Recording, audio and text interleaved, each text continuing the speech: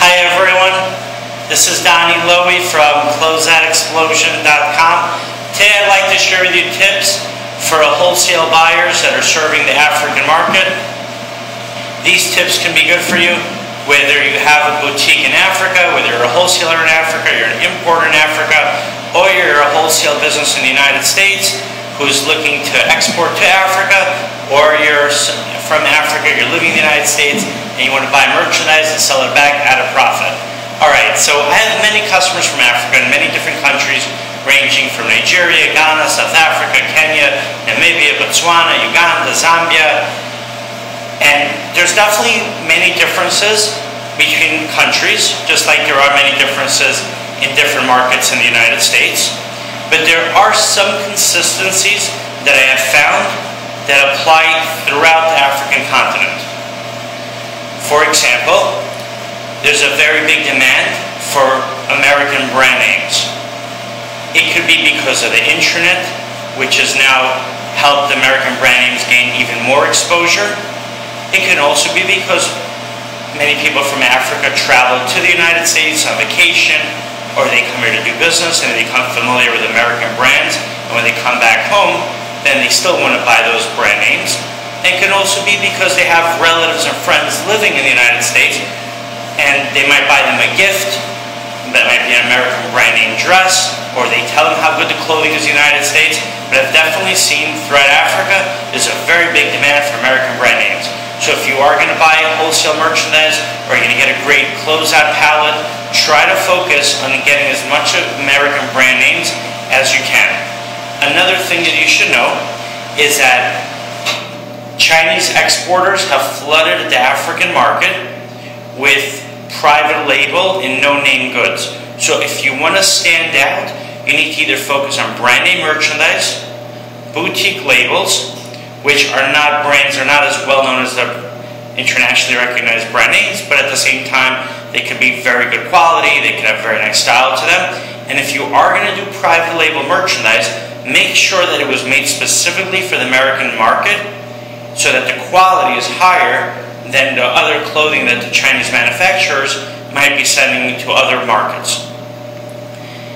Another thing that I've learned is that they have a very big demand in Africa for brand name suits. There's a middle class and an upper class which is quickly expanding.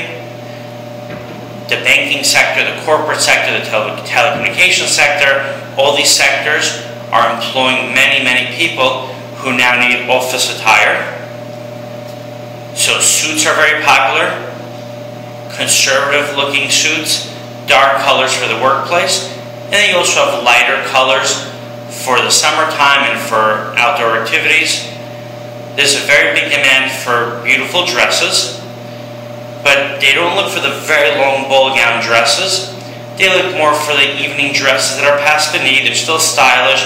They want them to be slightly conservative, but not the very long dresses that almost reach the floor. There's a very big demand for branding children's clothing as well.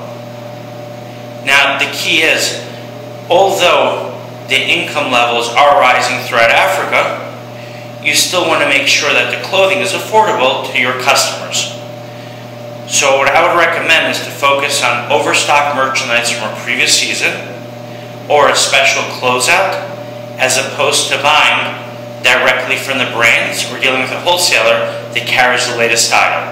Of course, the disadvantage will be that you will not have the latest style. But I think it's fair to say that in many markets, just as it is in the United States, people don't need to have the latest style if it's still a brand name that they like, if the quality is really good, if the style, the fashion is very appealing, and if the price is right.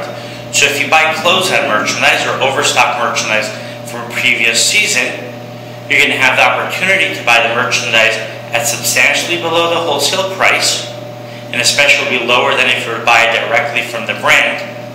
Now, I am saying only buy authentic merchandise, but you don't have to buy the latest style. You don't have to buy the latest Tahari suit when you can buy a Tahari suit that might have hit the department store 6 months ago, and now instead of paying a wholesale price of $150, you could buy it for as low as $39.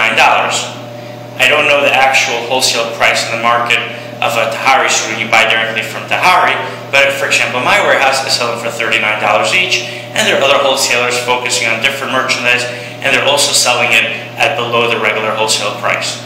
So the key is to look for special merchandise which will be very appealing to your customer base, but at the same time, you're buying it at a substantially lower price, so you could give it to your customers at a lower price and still make money. As far as the shipping, there are many shipping companies that focus on shipping to Africa.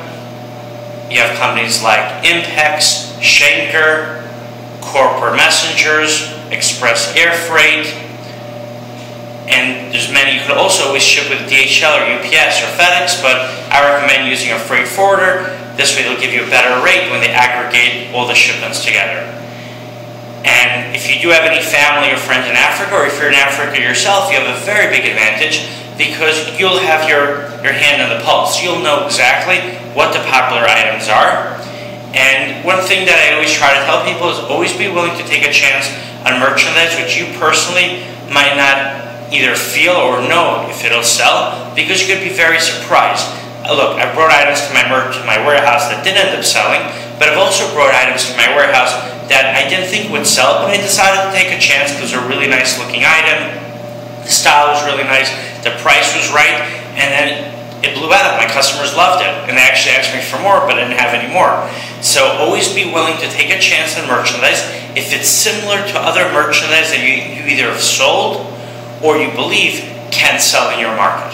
Thank you very much. Welcome to visit my website, closeoutexplosion.com. The next time you're in New York, come by to the warehouse. Thank you and have a great day.